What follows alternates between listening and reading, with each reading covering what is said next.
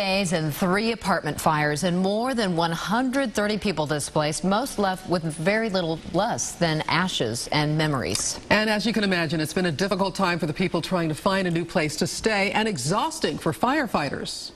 On Friday, flames and smoke filled the air near Oak Park Mall. A massive fire destroyed a 3-story building at the Oak Park Village Apartments in Lenexa. One person was killed and all 36 apartments inside the building were destroyed. 60 people were homeless. Yesterday, 12 adults and 6 children were left without a home after a fire at the Vivian Oaks Apartments near North Oak Trafficway in Kansas City. The fire started on a deck and quickly spread to another apartment. No one was hurt. And early this morning, 2 people were killed after one of the buildings in the Falls apartment complex caught fire in Mission. Several apartments were damaged and 55 people left homeless. 2 people were also taken to the hospital. Now, fire investigators spent the day trying to figure out what caused the latest blaze. Larry Seward begins our team coverage. He's live tonight in Mission. Larry? Good evening, Cynthia. And behind me, you can see the entrance to the apartment complex. The Falls management asked us to leave the property. But by this point in the afternoon, investigators had hoped to have enough evidence to determine a cause. But at this point, that is not the case. This much we do know, that 2 people suffered smoke inhalation, including a firefighter. And of course, 2 others died. Beth Vaughn has more. Just 4 apartments away from where this fire raged. Big fire in the apartment complex. Sean Olds documented his every move. I wish you could smell over the camera because it's quite disgusting. From the smoke-filled hallways to 3 stories of blazing porches. This is his video. Our cameras weren't allowed on the Falls property. I grabbed this, I grabbed my guitar and my laptop. The seriousness of the situation didn't sink in until much later, when neighbors started talking about a couple who couldn't escape. Their neighbors were trying to get to them. They said that they were trying to beat down the door, get them out, but they said that there was a lot of heat coming from around the door.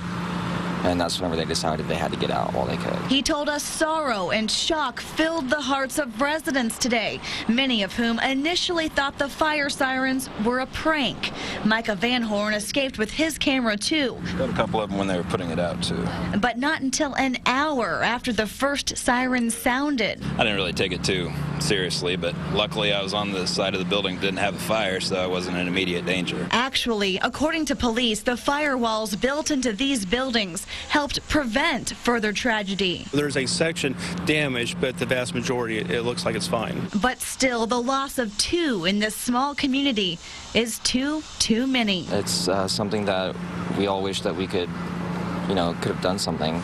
In Mission, Beth Vaughn, NBC Action News. And here's the next ripple from natural disasters such as tornadoes and floods. It's all spreading the resources of the Red Cross thin. And now with more than 130 people displaced in the Kansas City area alone in the matter of 1 weekend, the organization, the Red Cross, is asking for donations. The spokesperson told NBC Action News today even seasoned volunteers are wide-eyed over the recent need. Volunteers who have been experiencing this for a number of years are marveling at the intensity of the apartment fires. Just 2 fatality apartment fires in the span of 3 days. We're not used to that. And those Red Cross volunteers are working with the fire victims here at the Falls to try to find a place for them to stay. At this point, they've not set up a mass shelter. They instead are working with each fire victim on a case-by-case basis. That's the very latest. We are live tonight in Mission, Kansas. Larry Seward, NBC Action News. Kansas City firefighters spent the overnight hours putting out a hot spot after a former school caught fire. The fire began shortly before 10 o'clock last night in the 3100 block of Nicholson Avenue.